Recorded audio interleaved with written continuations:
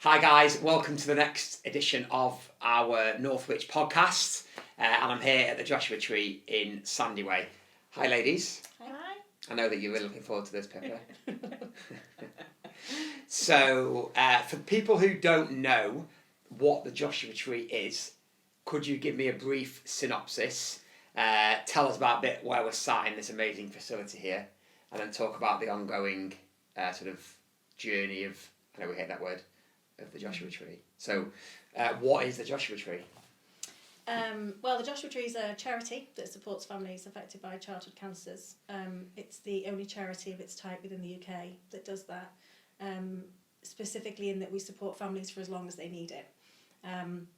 This brilliant centre that we're in is something that we have moved into, been here now for 3 years. It's taken 17 years for us to get to this stage, which is incredible. So Lynn and Di had a local family from Northwich when their son Josh had cancer, had leukaemia at the age of 4, started the charity. Josh is now a really healthy young guy. And they've worked really hard with this vision and this dream to create the charity to continue to support families in a way that they didn't have it when they were experiencing Josh's leukaemia treatment and diagnosis. And so we're really lucky to have it. It's a purpose-built support centre that facilitates lots of different activities and interventions with a great family support team, which is thriving, absolutely thriving, which we're really pleased about. Yeah, we are incredibly lucky. So my job of head of family support is to sort of lead the troops, as it were, to listen to what the families really want and how they best use our services.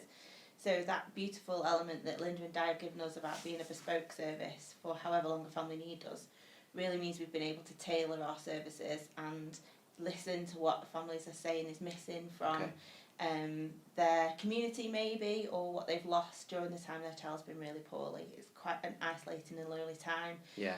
So for us, the key thing we want to kind of give back to families is that opportunity to not be alone, to know that somebody else unfortunately has had the same shared experience, and to give the family time back as being a family. They are plunged into such a heavy world of medicine and medical language and big massive decisions, and a parent becomes a caregiver and a child becomes a patient, and we have the beauty of being able to give them back the parent and the child role in a place that gives them some fun, some relaxation, a place of calm, and a place that they get to make some really meaningful friendships.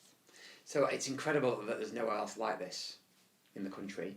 So do you draw on quite a wide area then for the people who use the centre? So we have over 1,000 people that use our services, and that's predominantly in the northwest of England and into North Wales.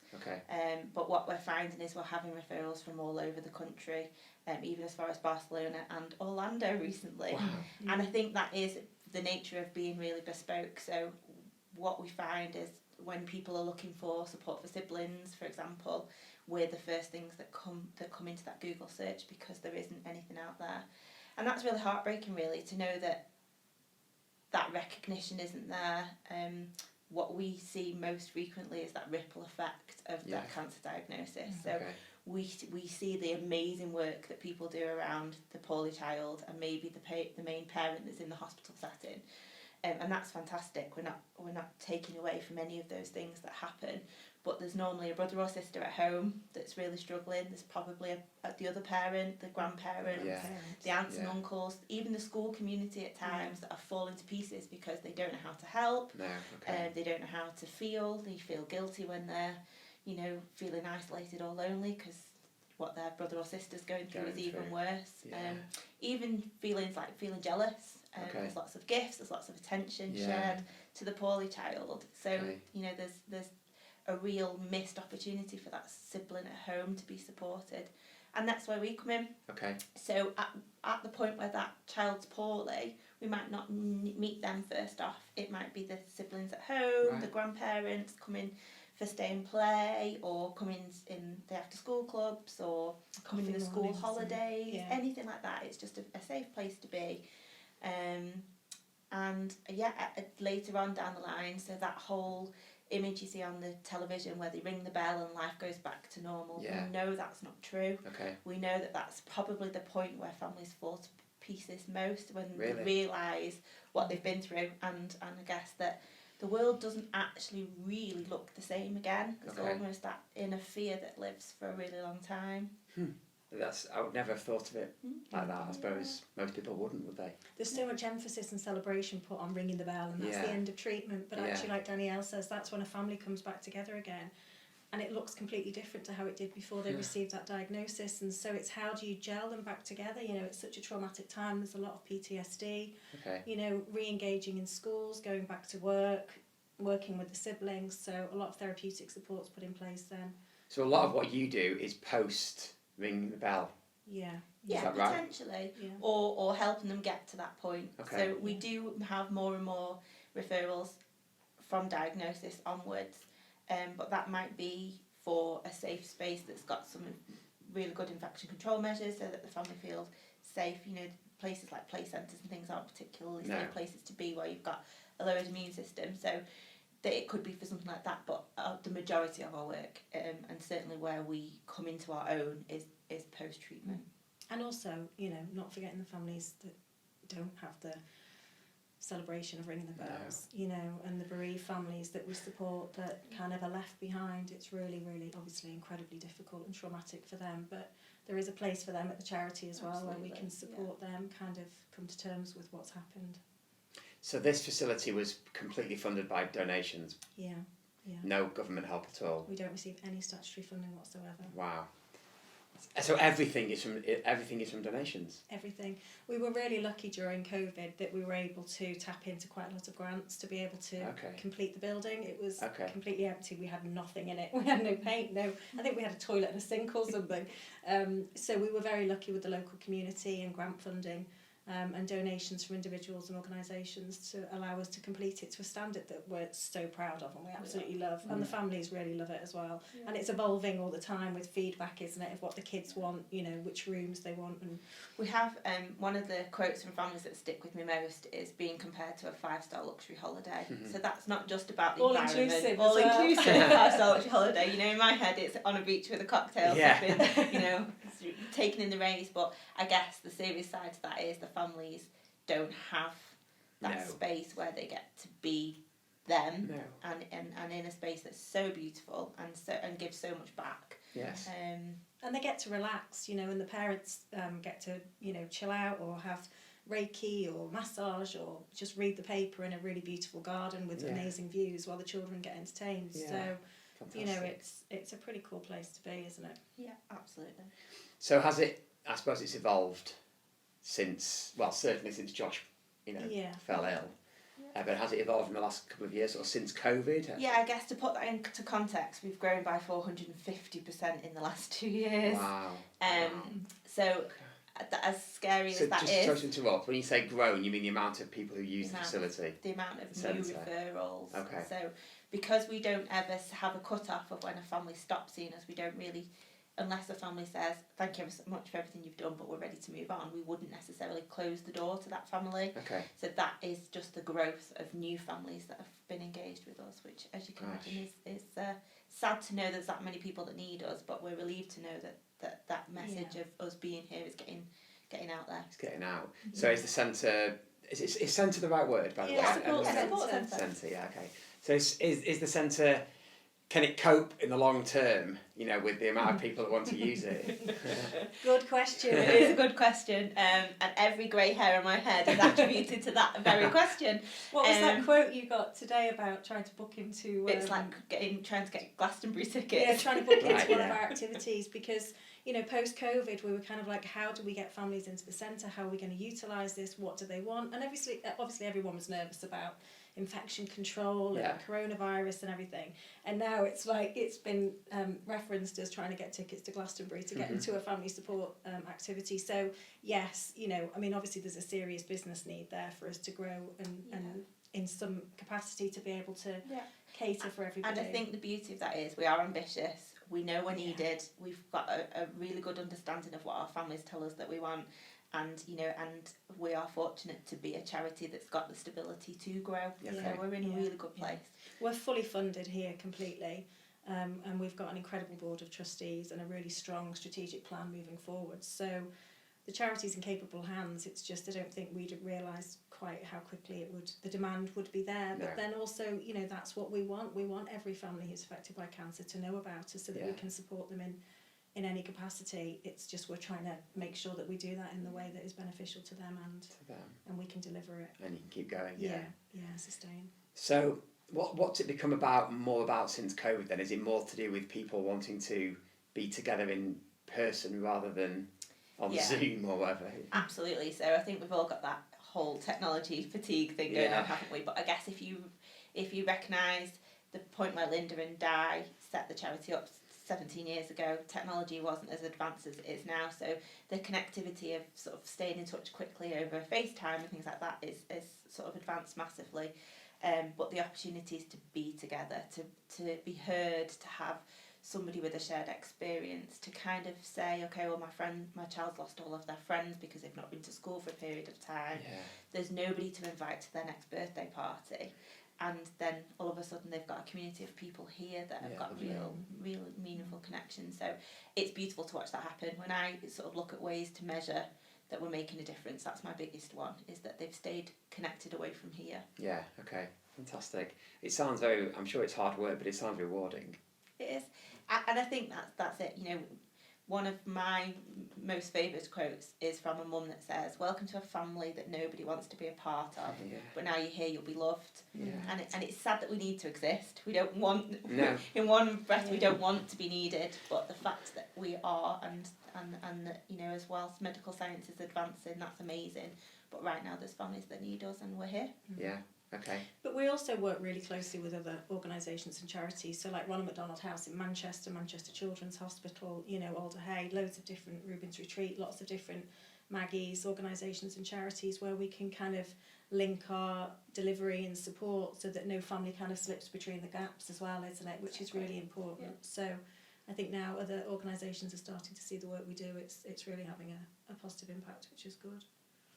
Fantastic. Anything else you feel you need to get across to people? I guess for me, and it's quite unusual for me to do the plea for help, but I guess that's because you've got all your inundated. I guess whilst we're on that trajectory of growth, if there's local businesses, if there's local people that want to help support that growth, right from providing services, whether that's an opportunity for us to do activities at a venue that somebody owns, or whether there's people that can potentially sponsor or support activities that go on.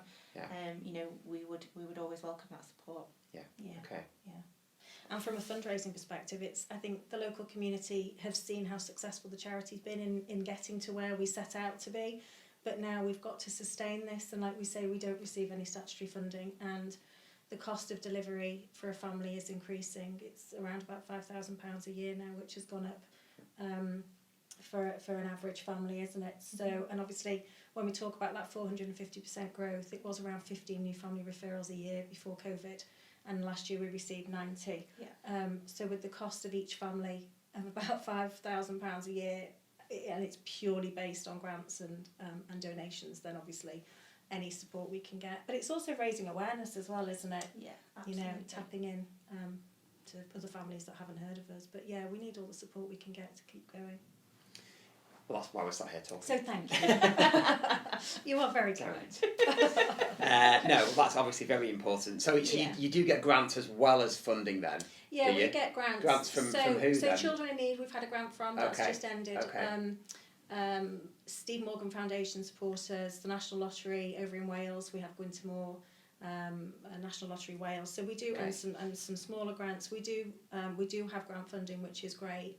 But you obviously have to keep applying, and sometimes they're a one-off for 12 months. Right. It's not continued, and it's kind of a new route every year that we have to try and keep doing that. But we are looking to sustain the funding for that and having more secured funding over a 3-year period.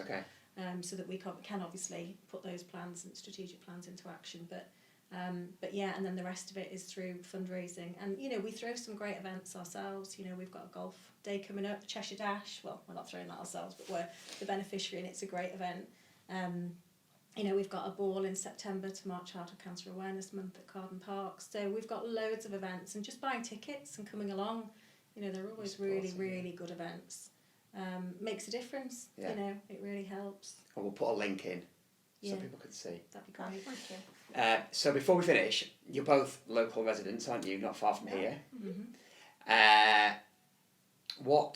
For me, I feel like I live in a really lovely place and I live in a lovely part of the world. Quite lucky to live where we live. Yeah. I was just speaking to Mindy before, who at the Hollies. They have the Hollies, and she does like the M project. She does, yeah. Yeah. So I've just been speaking to Mindy just then, and we were saying how lucky we are. And she was down in London recently, and look at these high-rise flats where they've got a tiny little balcony, and we live, it's quite semi-rurally, don't we? Yeah. So what are your sort of favourite places to go out and eat?